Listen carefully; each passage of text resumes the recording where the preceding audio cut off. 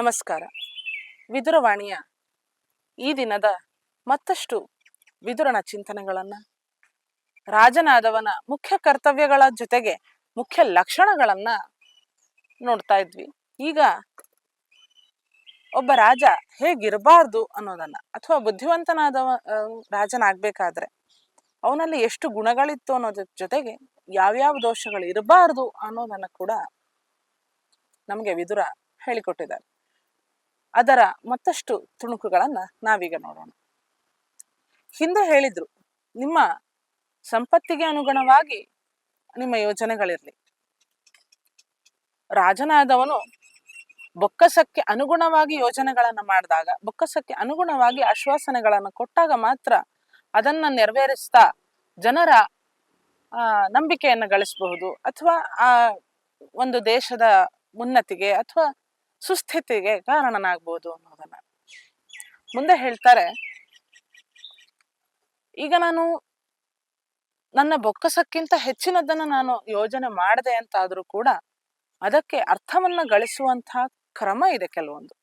ಈಗ ಸ್ವಲ್ಪ ನಾನು ದೊಡ್ಡ ಯೋಜನೆಗಳನ್ನ ಹಾಕೊಂಡೆ, ಅಥವಾ ನನ್ನ ಆಶ್ವಾಸನೆಗಳು ಸ್ವಲ್ಪ ದೊಡ್ಡದಿತ್ತು, ಆದ್ರೆ ಅದೆಲ್ಲ ಅಗತ್ಯ ಇದೆ ಜನಕ್ಕೆ, ಇದನ್ನ ಹೇಗಾದ್ರೂ ಮಾಡಿ ನಾನು ಮಾಡ್ಲೇಬೇಕು ಅನ್ನೋಂಥ ಸಂದರ್ಭ ಇದ್ದಾಗ, ಈಗ ಉದಾಹರಣೆಗೆ ನಮ್ಗೆ ಎಲ್ಲ ಜನರಿಗೂ ಕೂಡ ನಾವು ಇಷ್ಟು ದುಡ್ಡನ್ನು ನಾವು ಕೊಡ್ಬೇಕಾಗತ್ತೆ. ಅಂದ್ರೆ ಅವರಿಗೆ ತುಂಬಾ ಸಮಸ್ಯೆ ಇದೆ, ಯಾರ್ಯಾರಿಗೆ ಸಮಸ್ಯೆ ಇದೆ ಅವರಿಗೆ ನಾನು ಹಣವನ್ನ ಕೊಡಬೇಕಾಗತ್ತೆ, ಅಥವಾ ಇನ್ಯಾವುದೋ ಒಂದು ಆಹಾರ ಧಾನ್ಯವನ್ನ ಕೊಡಬೇಕಾಗತ್ತೆ. ಅಂದ್ರೆ ನನಗೆ ಸಹಜವಾಗಿ ಸ್ವಲ್ಪ ಹೆಚ್ಚು ಸಂಪತ್ತಿನ ಅಗತ್ಯ ಇದೆ.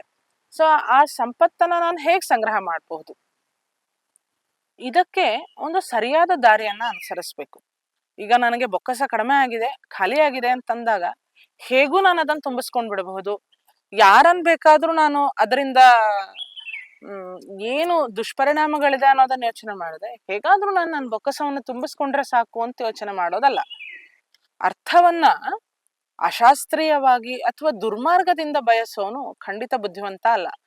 ಯಾಕೆಂದ್ರೆ ಆ ಕ್ಷಣಕ್ಕೆ ನಮ್ಗೆ ಬೊಕ್ಕಸ ತುಂಬಬಹುದು, ಆದ್ರೆ ಮುಂದೆ ಜನ ಎಲ್ಲಾನು ನೆನ್ಪಿಟ್ಕೊಂಡಿರ್ತಾರೆ. ನಾವಂತೀವಿ ಪಬ್ಲಿಕ್ ತುಂಬಾ ಶಾರ್ಟ್ ಮೆಮೊರಿ ಅಂತ ಅನ್ಬಿಟ್ಟು. ಶಾರ್ಟ್ ಮೆಮೊರಿ ಅಂತಂದ್ರೆ ಅವ್ರು ಆಗಾಗ ಬಿಟ್ಬಿಡ್ತಾರೆ ಅದನ್ನ, ಅಂದ್ರೆ ಹೋಗ್ಲಿ ಬಿಡು ಮುಂದೆಂದು ಬಂದಾಗ. ಆದ್ರೆ ಆ ಏನದು ತಲೆಯಲ್ಲಿ ಇರತ್ತೆ, ಅದು ಒಂದು ಸಣ್ಣ ಉದ್ಬೋಧಕ ಬಂದ್ರೂ ಕೂಡ, ಇನ್ಯಾವುದೋ ಒಂದು ಸಣ್ಣ ನೆನಪಿಸೋಂಥ ವಿಷಯ ಬಂದ್ರೂ ಕೂಡ ಹಳೆದೆಲ್ಲವನ್ನೂ ನೆನಪಿಸ್ಕೊಳ್ತಾರೆ ಜನ. ಹಾಗಾಗಿ ಆ ಅರ್ಥವನ್ನ ನೀನು ಸರಿಯಾದ ದಾರಿಯಲ್ಲಿ ಬಯಸ್ಬೇಕು. ಬಳಸೋದೆಷ್ಟು ಮುಖ್ಯನೋ ಅರ್ಥವನ್ನ ಬಯಸುವ ರೀತಿನೂ ಅಷ್ಟೇ ಮುಖ್ಯ. ನನ್ನ ಸಂಪತ್ತಿಗೆ ಬೇಕಾದಂತಹ ಹಣವನ್ನ ಹುಚ್ಚಪಟ್ಟೆ ಟ್ಯಾಕ್ಸ್ ಹಾಕೋ ಮುಖಾಂತರವಾಗ್ಲಿ, ಅಥವಾ ಇನ್ನೇನೋ ಎಲ್ಲವನ್ನು ಮುಟ್ಟುಗೋಲು ಹಾಕೊಳ್ಳುವಂಥದ್ದಾಗ್ಲಿ, ಇದೆಲ್ಲ ಕ್ರಮ. ಅರ್ಥವನ್ನ ನೀನು ಸರಿಯಾದ ದಾರಿಯಲ್ಲಿ ಬಯಸು, ಸರಿಯಾದ ದಾರಿಯಲ್ಲಿ ಸಂಪಾದನೆ ಮಾಡು. ಹೀಗಲ್ಲ ಅಂತಂದ್ರೆ ನೀನ್ ಖಂಡಿತ ಬುದ್ಧಿವಂತ ಆಗಲ್ಲ. ಬುದ್ಧಿವಂತನಾಗದೇ ಇದ್ದವನ್ನ ಯಾವತ್ತೂ ಕೂಡ ಪ್ರಜೆಗಳು ಹೆಚ್ಚು ದಿನ ಬಾಳೋದಕ್ಕೆ ಬಿಡೋದಿಲ್ಲ, ಅವನನ್ನ ರಾಜನನ್ನಾಗಿ ತುಂಬಾ ದಿವಸ ಉಳಿಯೋದಕ್ಕೆ ಬಿಡೋದಿಲ್ಲ. ಯಾಕಂದ್ರೆ ತನ್ನ ದಡ್ಡತನನೇ, ತನ್ನ ಹೊಂಬತನನೇ ತನ್ನನ್ನ ಕೆಳಗಿಳಿಸತ್ತೆ. ಹಾಗಾಗಿ ಇದೆಲ್ಲ ಮೂಢರ ಲಕ್ಷಣ. ಅರ್ಥವನ್ನ ಯಾವತ್ತು ಸನ್ಮಾರ್ಗದಲ್ಲಿ, ಮತ್ತೆ ನನಗೆ ಎಷ್ಟು ಸಾಮರ್ಥ್ಯ ಇದೆ ಅದರ ಮೇಲೆ ನಮ್ಮ ಅರ್ಥವನ್ನ ನಾವು ನಿರ್ಧಾರ ಮಾಡಬೇಕು ಅನ್ನೋದನ್ನ ಹೇಳ್ತಾರೆ. ಜೊತೆಗೆ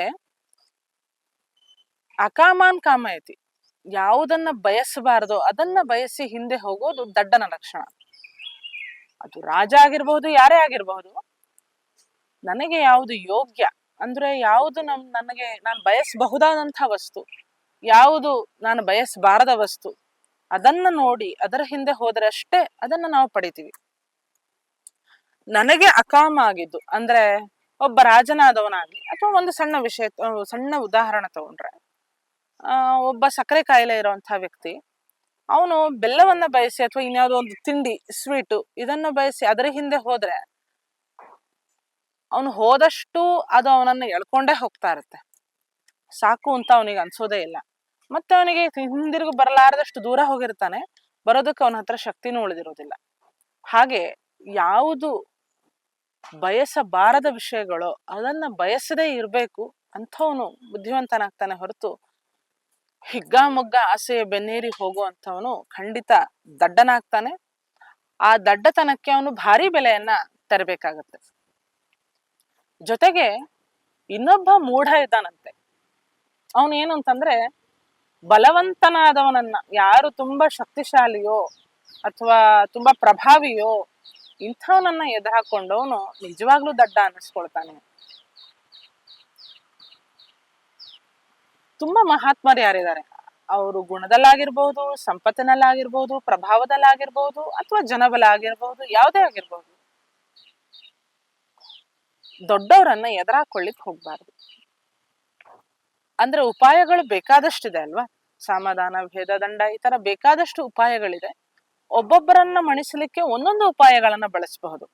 ಎಲ್ರಿಗೂ ಒಂದೇ ದೊಣ್ಣೆ ಅಂತ ಇಟ್ಕೊಂಡ್ರೆ ಕೆಲವರಿಗೆ ಅದು ದೊಡ್ಡ ಪೆಟ್ಟಾಗಿ ಅವ್ರಿಗೆ ಏಳ್ಲಾರ್ದಷ್ಟೇ ಪೆಟ್ಟು ಬಿದ್ದು ಸತ್ತೇ ಹೋಗ್ಬಹುದು. ಇನ್ ಕೆಲವರಿಗೆ ಮೈಗೆ ತಾಗದೇನೆ ಇರಬಹುದು. ಈಗ ಬೆಕ್ಕಿಗೆ ಹೊಡೆಯುವಂತ ಕೋಲ್ನಲ್ಲಿ ಎಮ್ಮೆಗೆ ಹೊಡೆದ್ರೆ ಎಮ್ಮೆಗೆ ತಾಗೋದೇ ಇಲ್ಲ. ಎಮ್ಮೆಗೆ ತಾಗಬೇಕು ಅಂತ ಹೇಳಿ ದೊಡ್ಡ ದೊಣ್ಣೆ ತಗೊಂಡು ಅದನ್ನ ಬೆಕ್ಕಿಗೆ ಹೊಡೆದ್ರೆ ಬೆಕ್ಕು ಇರೋದೇ ಇಲ್ಲ. ಹಾಗೆ ಒಬ್ಬೊಬ್ಬರನ್ನ ಒಂದೊಂದು ಉಪಾಯದ ಮೂಲಕ ಅವರನ್ನ ಮಣಿಸ್ಬೇಕೇ ಹೊರತು ಮಹಾತ್ಮರನ್ನ, ಅಥವಾ ಮಹಾತ್ಮರು ಅಂತಂದ್ರೆ ಒಳ್ಳೆ ಬಲ ಇರುವಂಥವ್ರನ್ನ ಎದುರು ಹಾಕೊಂಡ್ರೆ ಅವನು ಬುದ್ಧಿವಂತ ಅಲ್ಲ. ಅವರನ್ನ ಬೇರೆ ರೀತಿಯಾಗಿ ಅವರನ್ನ ಉಪಾಯದಿಂದ ಅವರನ್ನ ಮಣಿಸ್ಬೇಕೇ ಹೊರತು ಅಥವಾ ತನ್ನ ವಶಕ್ಕೆ ತಗೊಳ್ಬೇಕೇ ಹೊರತು ಅವರನ್ನ ಎದುರಾಕೊಳ್ಳೋದು ಬುದ್ಧಿವಂತನ ಲಕ್ಷಣ ಅಲ್ಲ. ದುರ್ಜಯಾಹಿ ಮಹಾಜನ, ಅಷ್ಟು ಸುಲಭ ಇಲ್ಲ ಆ ಪ್ರಭಾವಿಗಳನ್ನ ಅಥವಾ ಜನಬಲ ಆಗಿರ್ಬಹುದು, ಧನಬಲ ಆಗಿರ್ಬಹುದು ಇದ್ದವರನ್ನ ಸುಮ್ಮನೆ ಎದುರಾಕೊಳ್ಳೋದ್ರಿಂದ ಏನೂ ಉಪಯೋಗ ಇಲ್ಲ. ಈ ಎಲ್ಲ ಸಣ್ಣ ಸಣ್ಣ ವಿಚಾರಗಳನ್ನ, ದೊಡ್ಡ ದೊಡ್ಡ ಪರಿಣಾಮಗಳನ್ನುಂಟು ಮಾಡುವಂಥದ್ದನ್ನ ಚೆನ್ನಾಗಿ ತಿಳ್ಕೊಂಡವನಷ್ಟೇ ಬುದ್ಧಿವಂತನ ಆಗ್ತಾನೆ ಹೊರತು ಹೀಗೆಲ್ಲ ತನ್ನ ಮನಸ್ಸಿಗೆ ಬಂದ ಹಾಗೆ ಅಧಿಕಾರ ಇದೆ ಅಂತಾಗ್ಲಿ ಅಥವಾ ಒಂದು ಉಪಾಯವನ್ನು ತಿಳ್ಕೊಂಡು ಅದೇ ಉಪಾಯದಿಂದ ಎಲ್ಲಾನು ನಾನು ನಿರ್ವಹಿಸ್ಬಿಡ್ತೀನಿ ಅಂತ ಹೋಗೋದಾಗ್ಲಿ ಅದು ಬುದ್ಧಿವಂತನ ಲಕ್ಷಣ ಆಗೋದಿಲ್ಲ ಅಂತ. ಈ ಬುದ್ಧಿವಂತನ ಲಕ್ಷಣ ಆಗೋದಿಲ್ಲ ಅನ್ನೋ ಮಾತಿರುತ್ತಲ್ಲ, ಇದು ನಮ್ಗೆ ಎಷ್ಟೋ ಸಲ ಜೀವನದಲ್ಲಿ ಬೇಕಾದಂತ ಮಾತಾಗಿರುತ್ತೆ. ಅಂದ್ರೆ ಹೀಗ್ ಮಾಡ್ತಾ ಇರ್ತೀವಿ ನಾವು. ಈಗ ಒಂದೆರಡು ವಿಷಯಗಳನ್ನ ತಿಳ್ಕೊಂಡ್ಬಿಟ್ಟು ಎಲ್ಲ ಬಂದ್ಬಿಡತ್ತೆ, ಎಲ್ಲ ಮಾಡ್ಬಿಡ್ಬಹುದು ಅಂತ. ಈಗ ಫ್ರಿಡ್ಜ್ ಇದೆ ಮನೆಯಲ್ಲಿ, ಅದರಲ್ಲಿ ಹಣ್ಣು ತರಕಾರಿಗಳನ್ನೆಲ್ಲ ಸಂಗ್ರಹ ಅಂದ್ರೆ ಉಳಿಸ್ಕೊಳ್ಬಹುದು, ಶೇಖರಣೆ ಮಾಡಿ ಇಡ್ಬಹುದು ಕೆಲವು ದಿನಗಳ ಮಟ್ಟಿಗೆ ಅನ್ನೋಂಥ ಒಂದು ಸಾಮಾನ್ಯ ಜ್ಞಾನ ಇಟ್ಕೊಂಡು ಅದ್ರೊಳಗೆ ಬಾಳೆಹಣ್ಣನ್ನು ಇಡು, ಆಲೂಗಡ್ಡೆನೂ ಇಡು, ಅಥವಾ ಇನ್ನೇನನ್ನೂ ಇಡು ಅಂತ ಹೀಗಿಟ್ರೆ, ಅಥವಾ ಯಾವ್ದನ್ನ ಹೇಗಿಡ್ಬೇಕು ಅನ್ನೋದು ಗೊತ್ತಿಲ್ಲದಲ್ಲೇ ಹೇಗೇಗೋ ಇಟ್ರೆ ಸೊಪ್ಪನ್ನಿಡೋ ರೀತಿ ಬೇರೆ ಇರುತ್ತೆ, ನೀರನ್ನಿಡೋ ರೀತಿ ಬೇರೆ ಇರುತ್ತೆ, ಪದಾರ್ಥಗಳು ಅಂದ್ರೆ ಈಗಾಗ್ಲೇ ಮಾಡಿರೋಂಥದ್ದನ್ನಿಡೋ ರೀತಿಗಳು ಬೇರೆ ಇರುತ್ತೆ. ಇದನ್ನೆಲ್ಲ ತಿಳ್ಕೊಳ್ಳೋದೆ ನಮ್ಮ ಹತ್ರ ಇದೆ, ಇದ್ರೊಳಗೆ ರಕ್ಷಣೆ ಮಾಡಬಹುದು ಅನ್ನೋಂಥ ಸುಮ್ಮನೆ ಈ ಸಣ್ಣ ವಿಷಯ ತಿಳ್ಕೊಂಡು ಎಲ್ಲದಕ್ಕೂ ಒಂದೇ ರೀತಿಯನ್ನ ಅನುಸರಿಸಿದ್ರೆ ಹೇಗೆ ಆಹಾರ ಪದಾರ್ಥ ಬಾಳೋದಿಲ್ವೋ ಹಾಗೆ ಎಲ್ಲದಕ್ಕೂ ಒಂದೇ ಮಾರ್ಗವನ್ನ ಅನುಸರಿಸ್ಬಿಟ್ಟು ನಾನು ತುಂಬಾ ಪ್ರಭಾವಿಯಾದಂಥವ್ರನ್ನು ಇದೇ ರೀತಿ ಮಾಡ್ಬಿಡ್ತೀನಿ, ಒಳ್ಳೆ ಬಲಶಾಲಿ ಆದವನನ್ನು ಹೀಗೆ ಬಗ್ಬಿಡ್ಬಿಡ್ತೀನಿ ಅಂತ ಹೊರಟ್ರೆ ಪೆಟ್ಟು ತಿಂದು ವಾಪಸ್ ಬರ್ತಾನೆ. ಹಾಗಾಗಿ ಯಾವ್ದ್ಯಾವ್ದು ಬೇಡ ಅನ್ನೋದನ್ನ ತುಂಬಾ ಚೆನ್ನಾಗಿ ವಿದುರ ನಮಗೆ ತಿಳಿಸ್ಕೊಡ್ತಾ ಇದ್ದಾರೆ. ನಮಸ್ಕಾರ. ಟಿವಿ ವಿಕ್ರಮ, ದೇಶ ನಿಮ್ಮ ಕೈಯಲ್ಲಿ. ಈ ಕಾರ್ಯಕ್ರಮ ನಿಮಗೆ ಇಷ್ಟ ಆಗಿದ್ದಲ್ಲಿ ಲೈಕ್, ಶೇರ್ ಹಾಗೂ ಕಮೆಂಟ್ ಮಾಡಿ. ಟಿವಿ ವಿಕ್ರಮದ ಕಾರ್ಯಕ್ರಮಗಳನ್ನು ನಿರಂತರವಾಗಿ ವೀಕ್ಷಿಸಲು ಸಬ್ಸ್ಕ್ರೈಬ್ ಮಾಡಿ, ಬೆಲ್ ಐಕನ್ ಒತ್ತಿ.